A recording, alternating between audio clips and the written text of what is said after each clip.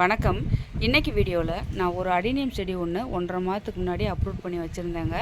அதில் மொட்டுகள் வச்சு அழகாக பூ மலர ஆரம்பிச்சிருக்குதுங்க. அதை தான் உங்களோட ஷேர் பண்ணலாம் அப்படின்ட்டு.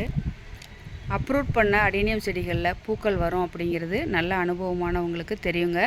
இருந்தாலுமே அடினியம் செடிகள் வளர்க்க புதுசாக ஆரம்பிக்கிறவங்களுக்கு இது ஒரு புது தகவலாக இருக்கும் அப்படிங்கிறதுக்காக தான் நான் இந்த வீடியோ ஷேர் பண்ணலான்ட்ருக்கிறேன்.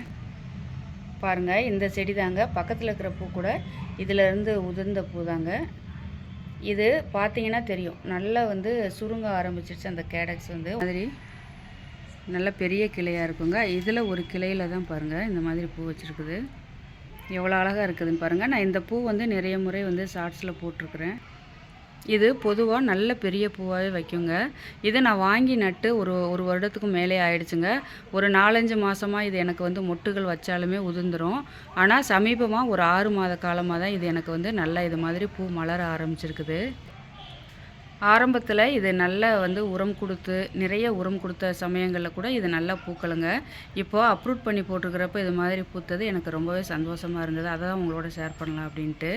இந்த மொட்டு பாருங்கள், பின்பக்கம் நல்ல பெருசாகவே இருக்கும். இது நம்ம அப்ரூட் பண்ணி வச்சுருக்கிறதால இது சின்ன பூவாக பூத்துருக்குது. இது பூத்த உடனே உள்ளே ஒரு அழகான பிங்க் கலரில் இருக்குங்க. இது பூத்து 2 நாள் ஆயிடுச்சு. இந்த பூ பாருங்கள், நான் செடியை எடுக்கும்போது இது கீழே உதிர்ந்துடுச்சுங்க. இது மலர்ந்து ஒரு 10 நாள் கிட்ட ஆயிடுச்சு. பாருங்கள், நம்ம அப்ரூட் பண்ணி வச்சுருக்கிற ஒரு அடினியம் செடியில் இவ்வளவு அழகாக இந்த பூ மலர்ந்தது எனக்கு ரொம்பவே சந்தோஷமாக இருந்ததுங்க.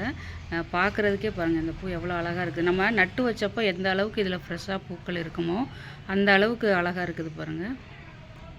இந்த மாதிரி அப்ரூட் பண்ணி வச்சதுக்கப்புறமா நிறைய செடிகள் பூத்திருந்தா கூட இந்த செடியில் பூ மலர்ந்தது எனக்கு ரொம்பவே சந்தோஷமாக இருந்ததுங்க. அதை தான் உங்களோட ஷேர் பண்ணலாம் அப்படின்ட்டு இந்த வீடியோ நான் போட்டிருக்கிறேன். இதில் இன்னொரு பூவுமே உதிர்ந்துடுச்சுங்க. இந்த பூக்கள் எப்படி இருந்தது அப்படின்னு சொல்லி கண்டிப்பாக கமெண்ட்ஸில் உங்களோட கருத்துக்களை பதிவு பண்ணுங்கள். இதுவரை வீடியோ பார்த்ததுக்கு ரொம்ப நன்றிங்க.